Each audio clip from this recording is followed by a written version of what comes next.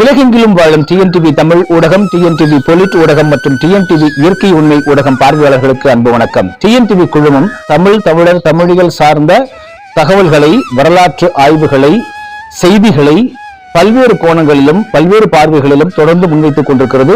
அதே போல தொடர்ந்து நம் ஆய்வுகளை மேற்கொண்டு வர்றோம்.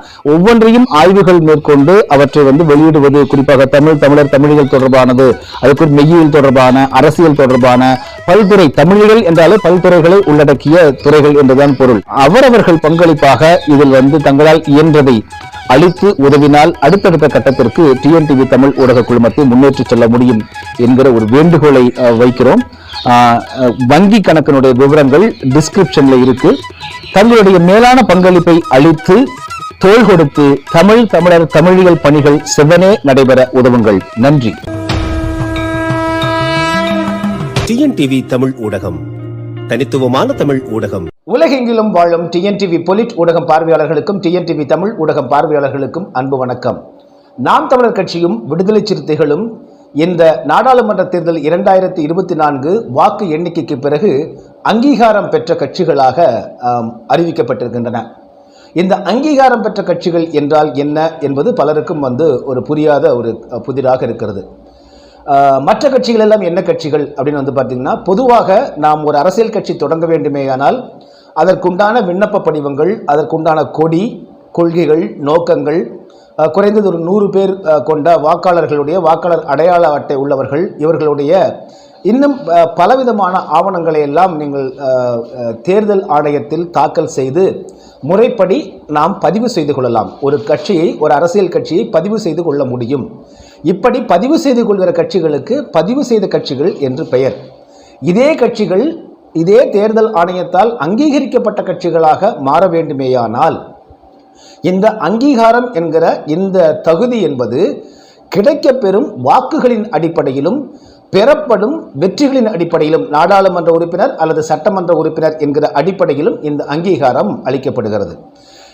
குறைந்தது பார்த்தீங்கன்னா 6 விழுக்காடு என்பது ஒரு பொதுவாக வைக்கப்பட்டிருக்கிறது. 6 விழுக்காடு இருக்க வேண்டும். அல்லது 2 தொகுதிகளில் சொந்த சின்னத்தில் எந்த சின்னத்தை நாம் பதிவு செய்தோமோ அல்லது தேர்தல் ஆணையம் என்ன சின்னத்தை நமக்கு வழங்கியதோ அந்த ஒரே சின்னத்தில் நின்று 2 இடங்களில் நாடாளுமன்ற உறுப்பினர்களை பெற்றால், நாடாளுமன்ற உறுப்பினர் இடங்களில் அதே சின்னத்தில் நின்று 2 தொகுதிகளில் வெற்றி பெற்றால் அது அங்கீகரிக்கப்பட்ட கட்சியாக அறிவிக்கப்படும். அந்த வகையில் பார்த்தீங்கன்னா விடுதலை சிறுத்தைகள் கட்சி ரவிக்குமார் அவர்களும் திருமாவளவன் அவர்களும் 2 பேருமே நீங்கள் பார்த்தீங்கன்னா பானை சின்னத்தில் நின்று வெற்றி பெற்றிருக்கிறார்கள். எனவே 2 நாடாளுமன்ற தொகுதி வேட்பாளர்கள் என்கிற அடிப்படையில் ஒரே சின்னத்தில் போட்டியிட்டு வென்றதால் அவர்களுக்கு தற்பொழுது தேர்தல் ஆணையம் அங்கீகாரம் வழங்குகிறது. இதே போல நாம் தமிழர் கட்சி பார்த்தீங்கன்னா 8 விழுக்காடு வாக்குகளை கூடுதலாக பெற்றாலே அவர்களுக்கு தேர்தல் ஆணையம் அங்கீகரிக்கப்பட்ட கட்சியாக அறிவிக்கும். அந்த அடிப்படையில் இந்த தேர்தலில் புதுச்சேரியுடன் சேர்த்து பார்த்தீங்கன்னா 8.22 விழுக்காடுகள், கிட்டத்தட்ட 36,88,000 வாக்குகளை நாம் தமிழர் கட்சி 2024 நாடாளுமன்ற தேர்தலில் மட்டும் தனித்து நின்று பெற்றிருக்கிறது.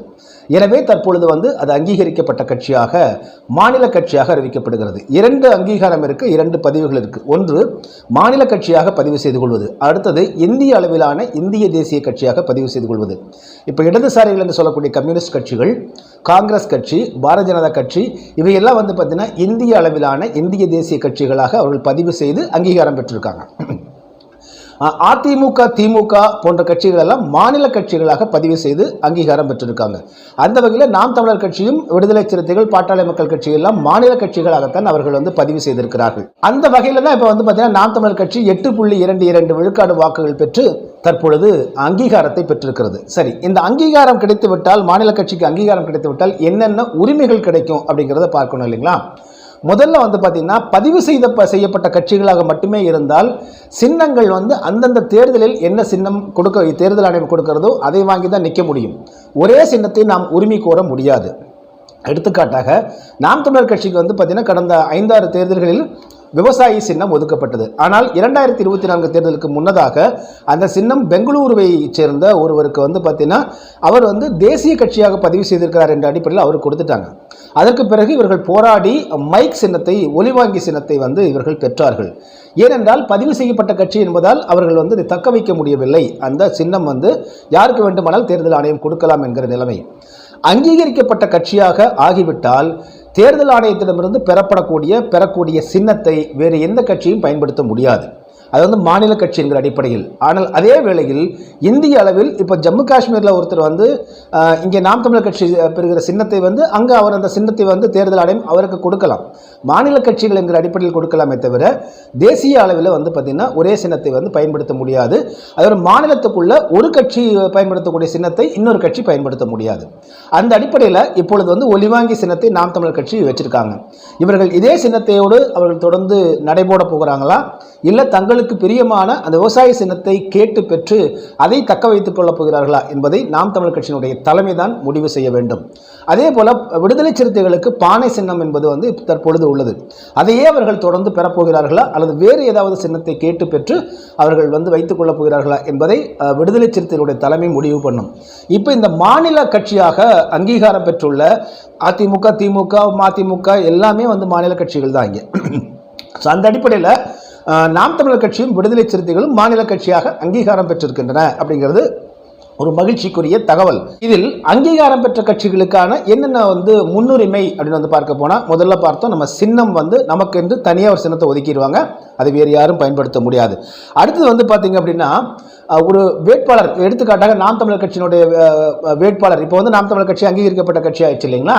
இப்போ இதனுடைய வேட்பாளர் வந்து ஒரு தொகுதியில் போய் போட்டியிடுறாருன்னா அந்த தொகுதிக்கான வாக்காளர் பட்டியலை வந்து தேர்தல் ஆணையம் அவங்களுக்கு கொடுக்கணும். நீங்கள் பதிவு பெற்ற கட்சிகளுக்கு வாக்காளர் பட்டியல் தரமாட்டாங்க. ஆனால் அங்கீகாரம் பெற்ற கட்சிகளுக்கு வாக்காளர் பட்டியலை தேர்தல் ஆணையம் கொடுக்கும். ஸோ அப்படி வந்து பட்டியல் நமக்கு கிடைச்சிருச்சு அப்படின்னா அதை வைத்து அவர்கள் தேர்தல் களப்பணியாற்ற முடியும். எந்தெந்த தொகுதியில் யார் யார் எந்தெந்த வாக்குகள் இருக்குது, எந்த வாக்குகளை நாம் பெறுவதற்கான வாய்ப்புகள் இருக்குது என்று கணக்கிட முடியும். வாக்காளர்களுடைய எண்ணிக்கை கூடுகிறதா குறைகிறதாங்கிற கண்காணிக்க முடியும். இது மிக முக்கியமான ஒரு உரிமை வந்து அங்கீகாரம் பெற்ற கட்சிகளுக்கு. அடுத்து வந்து பார்த்தீங்க அப்படின்னா அங்கீகரிக்கப்பட்ட கட்சியினுடைய வேட்பாளர் வந்து தேர்தலுக்கு முன்பாக இறந்துட்டார்னு வச்சுக்கோங்களேன், மாற்று வேட்பாளரை அறிவிக்க முடியும். அதற்கு 7 நாள் வரையிலும் அவர்களுக்கு அவகாசம் அளிக்கப்படும். அடுத்தது வந்து பார்த்தீங்கன்னா இப்போ நட்சத்திர பேச்சாளர்கள், பரப்புரையாளர்கள் அப்படின்பாங்க, ஸ்டார் கேம்பெயினர்ஸ், ஸ்டார் ஸ்பீக்கர்ஸ் என்று ஆங்கிலத்தில் சொல்லுவாங்க.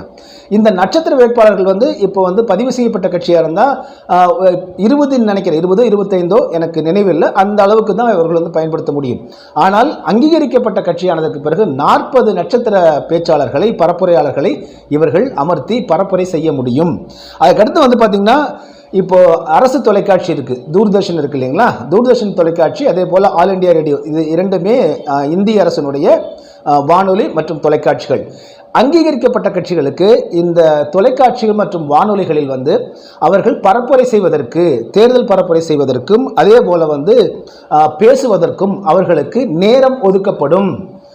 இது மிக முக்கியமான ஒன்று. ஏனென்றால் இப்போ வந்து நாம் தமிழர் கட்சி போன்ற கட்சிகளும் பொருளாதார ரீதியாக அவர்கள் மிகவும் ஒரு கடும் சிரமத்தை எதிர்கொண்டு அவர்கள் வந்து முன்னேறிட்டு இருக்காங்க. அவர்களுக்கு தனியார் தொலைக்காட்சியில் கொடுப்பதற்கென்றே அவர்கள் வந்து விளம்பரம் கொடுத்தால் கூட அதற்கும் நிறைய அவர்கள் வந்து தொகை, பல்வேறு இடங்களில் வந்து அன்பர்கள் கொடுக்கக்கூடிய தொகைகளை வைத்து செலவு பண்ண வேண்டியது இருக்குது. இப்போ ஆல் இண்டியா ரேடியோ அல்லது தூர்தர்ஷன் எல்லாம் இவர்களுக்கு தற்பொழுது வந்து பரப்புரை செய்வதற்கு என்று நேரம் ஒதுக்கப்படும்.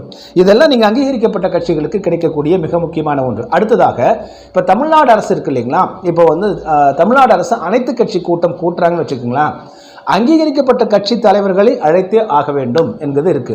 நீங்க பதிவு செய்யப்பட்ட கட்சிகளை அழைக்க வேண்டிய அவசியம் இல்லை, அங்கீகரிக்கப்பட்ட கட்சிகளை அழைக்க வேண்டும். எனவே அனைத்து கட்சி கூட்டத்தில் பங்கேற்பது, அதில் பேசுவது, தங்கள் கருத்தை கூறுவது, அதில் ஏதாவது வாக்கெடுப்போ அல்லது வந்து முடிவுகள் எடுக்கப்பட்டால் அது தமது கருத்தை தரப்பை வந்து தெரிவிப்பது ஆகிய இந்த உரிமைகள் எல்லாம் இந்த அங்கீகரிக்கப்பட்ட கட்சிகளுக்கு வழங்கப்படும்.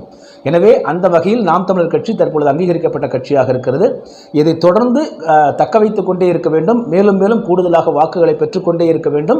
அப்பொழுதுதான் இவர்களுக்கு இந்த உரிமைகள் எல்லாம் தொடர்ந்து எப்பொழுதுமே நீடித்திருக்கும் என்பதுதான் தேர்தல் ஆணையத்தினுடைய விதிமுறைகளாக இருக்கிறது. மீண்டும் மற்றொரு காணொலியில் உங்களை சந்திக்கிறேன். அதுவரை நன்றி, அன்பு, வணக்கம். டிஎன்டிவி தமிழ் ஊடகம், தனித்துவமான தமிழ் ஊடகம்.